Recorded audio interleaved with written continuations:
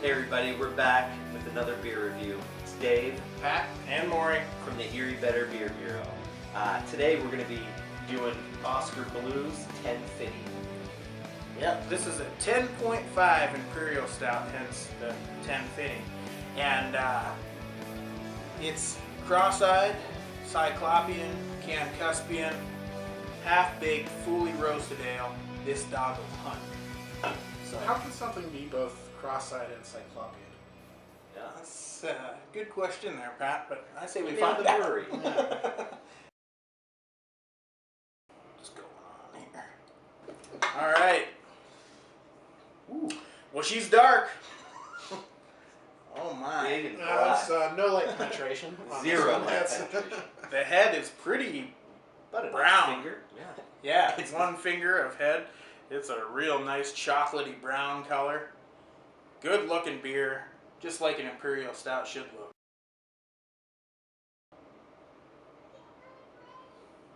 It's roasty. Real roasty. There's a sweetness in there. The aroma is a little actually more mild than I expected it to Yeah.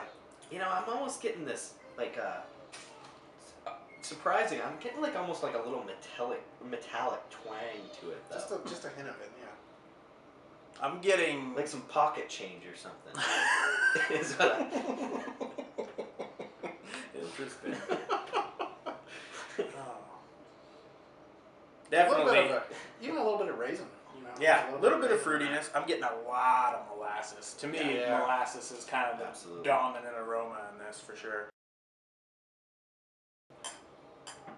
Cheers.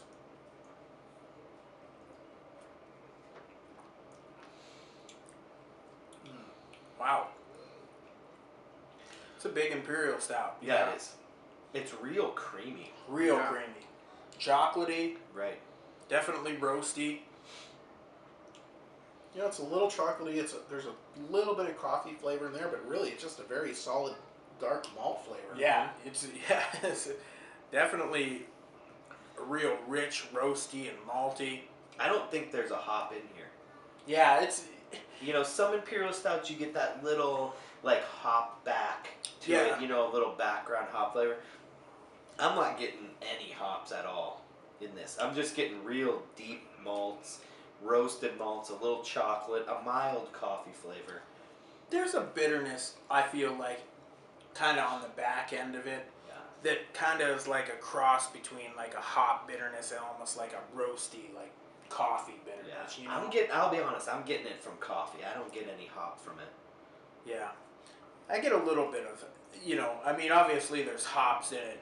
Definitely that sweet molasses I'm getting in there for sure. Yeah.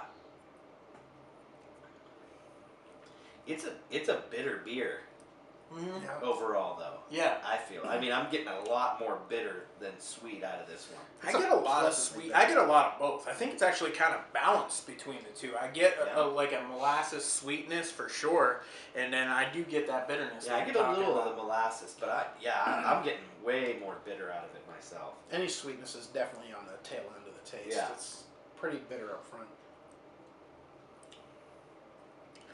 I'm getting more of a lingering bitterness off of it, to tell you the truth. But Definitely, it's a thick beer. Yeah. It's thick, rich, it's creamy. You're almost chewing on this beer. yeah, it's Yeah, full bodied. I think. Absolutely, yeah. Yeah, it's definitely lowly carbonated like Lower, Imperial yeah. Stout should be. Mhm. It's a little bit there, but it's definitely I think on the it's lower end. It's definitely on the lower end. I think, with the can, for some reason, I'm getting a little higher carbonation than your average Imperial Stout. But by no means would I even consider it moderately carbonated. I just think it's like on the medium to higher end of the low carbonation. Yeah, I agree with that. I still think it's on the lower side, but yeah. I Yeah, mean, absolutely. I'd give this beer a good solid 4 out of 5. I know my compatriots here may rate it a little bit higher, but this is a great beer. I mean, you get that nice dark roasty flavor to it. You get that little hint of molasses on the back ends. It is a very heavy beer. You're not really going to be throwing this one down in a hurry. No. So it's definitely a sipper. No, worry, might be. Jay in a minute will tell you how drinkable it is. But this is a great beer. I give it a solid 4 out of 5. Yeah, I'm gonna go a little lower. I'm going a 3.5 on this one. Compared to other Imperial Stouts we've had, and I feel like we've been drinking really top-notch beers. It's up there, but by no means is it up around the elite Imperial Stouts that I've had recently.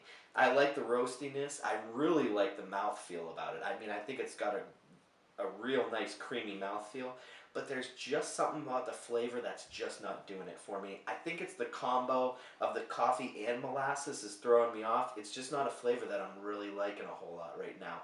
Still, it's a great beer. Don't get me wrong. I'm just going compared to other Imperial Stouts here. I'm going to go a 3.5. All right, yeah, I'm going to disagree. I'm going to go 4.25 on this one. I think this is absolutely in the upper echelon of Imperial Stouts. When you're just talking straight Imperial Stouts, this beer gets compared to Founders Imperial Stout a lot, and although I prefer the Founders slightly, I'd probably give Founders, and I think I have in the past, a 4.5. I'd go 4.25 on that, just a notch below. The other thing about this beer is that it is not quite as reasonably priced as Founders Imperial Stout. Again, we try not to bring those types of things into the overall rating, but as far as running out and buying this beer a lot, I feel like it's hard to do that because it's almost $18 for a 4-pack. All right, cheers. Cheers.